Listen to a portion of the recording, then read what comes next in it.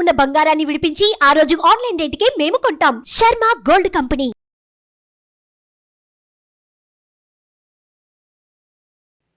నమస్తే, welcome to Suman TV. నేను మీ యామ్ని.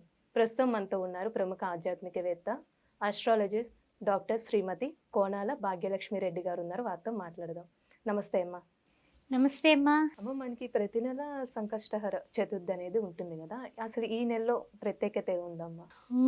విశ్వేశ్వర విరూపాక్ష విశ్వరూప సదాశివ అని ఈశ్వరుణ్ణి, ఓం గం గణపతే నమః ఏకదంతాయ విద్మహే వక్రతుండాయ ధీమహి తన్నో దంతి ప్రచోదయాత్ అని గణపతిని అంటే తండ్రి కొడుకులని ఇద్దరిని కూడా స్మరించేటటువంటి రోజుగా చెప్పుకోవచ్చు.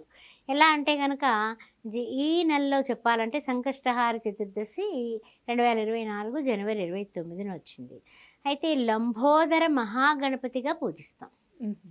ఓం గణానాన్త్వా గణపతిగుం భవామహే కవిం కవీనా ముక్మస్రవస్రవం జ్యేష్ఠరాజం బ్రహ్మణస్పద ఆన శృణ్వన్నోతిభిస్సీదసాదనం ప్రణో దేవీ సరస్వతి వాజీవిర్వాజనీవతి ధీనామ విత్రయవతు గణేశాయ నమః సరస్వత్యే నమః శ్రీ గురుభ్యో నమః అన్నది అథర్వశీర్షం. గణపతి అథర్వశీర్షం. సరే, వేదాలు ఈ విధంగా చెబుతున్నాయి కదా, మరి మనము ఏ విధంగా పూజించాలి అంటే ఏకదంతుడైనటువంటి వినాయకుడు ఈ సంకష్టహార చతుర్దశి రోజున మనం పూజిస్తే మనకేమిటి అనేదే కదా మనందరికీ వచ్చును. వివాహ అడ్డంకులు తొలగిపోతాయి. తర్వాత ఎక్కడైనా సరే మనం అప్పులు చేసి తీర్చలేకపోతే ఆ రుణ బాధలు మనల్ని వేధిస్తుంటే ఆ రుణ బాధలు కూడా తీరుతాయి. ఎక్కడి నుంచో ఏదో విధంగా మనం ఇచ్చి మర్చిపోయిన వాళ్ళు పట్టుకొచ్చి ఆ డబ్బులు ఇవ్వడం జరుగుతుంది. అందువల్ల సంకష్టహార చతుర్దశి వ్రతం కింద కూడా ఆచరించే వాళ్ళు ఉన్నారు, గుర్తుపెట్టుకోండి. అయితే ఏంటంటే కొంతమంది చక్కగా ముడుపు కడతారు వినాయకుడికి ఈ వేళ రోజు. అంటే ఓం సుముఖాయ నమః ఏకదంతాయ నమః ఓం హేరంబాయ నమః అని చక్కగా మనం గణపతిని 21 నామాలతో పూజిస్తాం కదా, లేదా అష్టోత్తరం చేసుకుంటాం కదా. చేసుకున్న తర్వాత ఆ గణపతికి అంటే పసుపుతో చేసినటువంటి గణపతి లేదా గణపతి విగ్రహం, అది మీ శక్తానుసారం చక్కగా తెల్లటి వస్త్రం పసుపు రాసిన పీట మీద ముగ్గు పెట్టి తెల్లటి వస్త్రం పరిచి 4 మూలల్లోని పసుపు కుంకుమలు వేసి మధ్యలో పసుపు కుంకుమ అక్షింతలు వేసి అక్కడ 2 తమలపాకులు వేసి వినాయకుడిని స్థిరంగా ఉండవయ్యా బాబు, ఎక్కడికి వెళ్ళబాక అనేసి చక్కగా ఆయన కూర్చోబెడతాం. ఆవాహయామి ఆవాహనం సమర్పయామి ఆసనం సమర్పయామి రత్నఖచిత సింహాసనార్థం అక్షతాన్ని సమర్పయామి.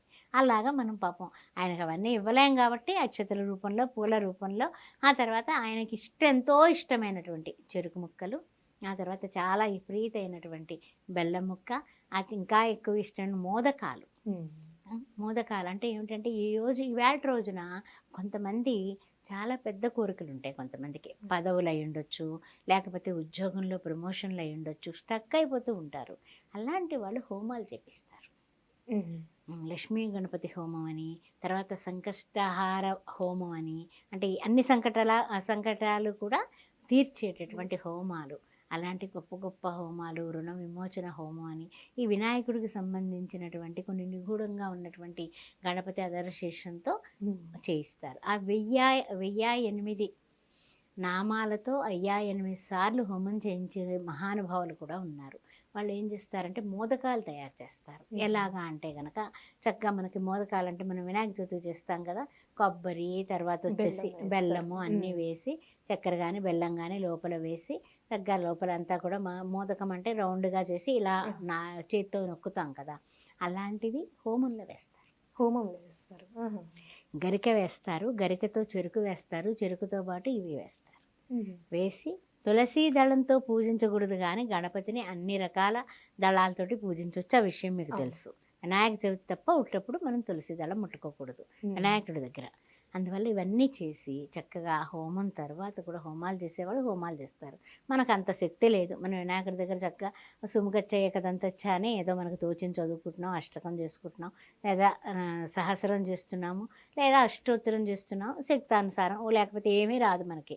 బెల్లం ముక్క పెట్టి శుక్లాంబరధరం విష్ణుం శశివర్ణం చతుర్భుజం ప్రసన్న వదనంజాయే సర్వ విఘ్నోపశాంతయే అని ఆ వినాయకుడికి చక్కగా మనకు తోచినటువంటి పత్రాలతోటి పుష్పాలతోటి చేసేస్తాం. అలానే అంటే సాయంత్రం చేస్తే మంచిదమ్మా, లేకపోతే పొద్దున పూట చేయాలి పూజ? ప్రొద్దుట పూట చేసుకోవచ్చు, సాయంకాలం పూట చేసుకోవచ్చు.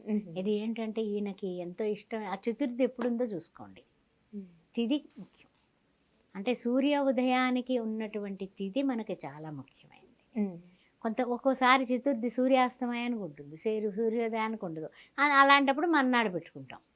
అందువల్ల తిథి అనేది మాత్రం చాలా జ్యోతిష్య శాస్త్రం ప్రకారం చాలా ముఖ్యమైనటువంటి విషయం. సరే కొంతమంది సాయంత్రం చేసి మర్నాడు పొద్దున కూడా చేసే మా అఖండులు ఉన్నారు, వాళ్ళ భక్తిపరులు, ఆ భక్త గ్రేసులు అంటాం కదా, ఆ విధంగా అన్నమాట. ఆ విధంగా చేసేవాళ్ళు కూడా ఉన్నారు. ఇది చేయడమే కాకుండా కనీసం ఇంకేం రాదయ్యా, నాకేమీ రాదు, కానీ గణపతి కటాక్షం కావాలి, నేను అప్పుల పాలైపోయాను, దిగులుగా ఉన్నాను, భార్యాభర్తలు ఇద్దరు విడిపోయి ఉన్నారు, ఇలా ఏవో ఉంటాయి కదా. అలాంటప్పుడు ఈ యొక్క ఓం గం గణపతే నమః అనే ఆ పసుపు విఘ్నేశ్వరుడికి భక్తితో అక్షింతలతోటి మనం పూజ చేసి ఆ వినాయకుడికి నమస్కారం చేసుకుని గరికెతో పూజ చేసి 27 గుంజళ్ళు తీయండి. 27 27 చాలా సులభం అనమాట. ఇప్పుడు ఈ అష్టోత్తరాలు, సహస్రాలు, హోమాలు అవన్నీ ఒక పక్కన పెడితే ఇప్పుడు మనకి ఏమీ రాదు. శుక్లాంబరధరం విష్ణు వస్తుంది కదా, ఓం గం గణపతే నమః అనుకోవడం వస్తుంది కదా. 21 టైమ్స్ చేసుకొని చక్కగాని 27 గుంజళ్ళు ఇలా పట్టుకొని చిన్నపిల్లల్లాగా తీయండి. తీసి 40 లడ్డూలు నివేదన చేయండి. 40 లడ్డూలు నివేదన చేసి గరికతో పూజించి 40 లడ్డూలు కూడా ప్రసాదం కింద వితరణ చేసేయండి, పంచేయండి. అలా చేస్తే మీ ఇంట్లో ఉన్నటువంటి సంకటాలన్నీ కూడా తొలగిస్తాడు. అందుకని సంకట విమోచన స్తోత్రం గణపతిది కూడా ఉంటుంది, మనకి లలితా సహస్రనామ పుస్తకంలో ఉంటుంది, అది చదువుకోండి. ఆ రుణాలన్నీ కూడా విమోచన అయిపోతాయి. ఇవన్నీ గుర్తుపెట్టుకోండి. ఏం రాకపోయినా భక్తి ఉంటే ఓం గం గణపతే నమః అనుకున్నా కూడా మీరు అఖండ ఐశ్వర్య ప్రదాత లక్ష్మీ గణపతి, విజయ గణపతి, అందుకని సిద్ధి బుద్ధులతో ఉండేటటువంటి సిద్ధి గణపతి. ఈ విషయాలన్నీ గుర్తుపెట్టుకుని చక్కగా అన్ని చేసుకోండి. ఆయనకి అర్ఘం ఇవ్వండి. చక్కగాని అర్ఘం ఇస్తే అర్ఘ ప్రదాత ఆయన. ఎక్కడైతే ఎవరైతే అర్ఘం ఇస్తామో మనము చక్కగాని ఆచమనం సమర్పయామి, ముఖ్య ఆచమనం పాదయో పాద్యం సమర్పయామి అంటాం కదా. మంత్రాలే కాకుండా నిజంగా కూడా గంగాజలంతో ఇచ్చినట్లయితే ఆయన చాలా సంతుష్టుడైపోతాడమ్మా. చక్కగా సాయంత్రం మాటలు చేస్తారు చాలామంది, పొద్దున మాటలు చేసుకునే వాళ్ళు కొంతమంది.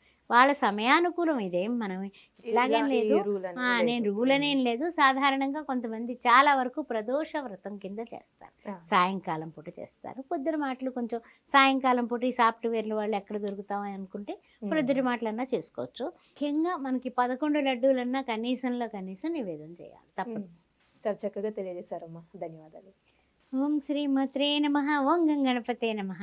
అన్ని విషయాల్లో విజయం కలగాలంటే ఈ సంకష్టహార చతుర్దశి ప్రతి నెలలోనే కూడా మనకి ఎప్పుడు అమావాస్యకు ముందు వచ్చేటటువంటి చతుర్దశి నాడు సంకష్టహార చతుర్దశి అంటాం. కాబట్టి ఆ విషయాన్ని గమనించండి, మీరందరూ కూడా చేసుకోండి. చక్కగా విఘ్నాలు లేకుండా ఆనందంగా ఉండండి. ఓం గం గణపతే.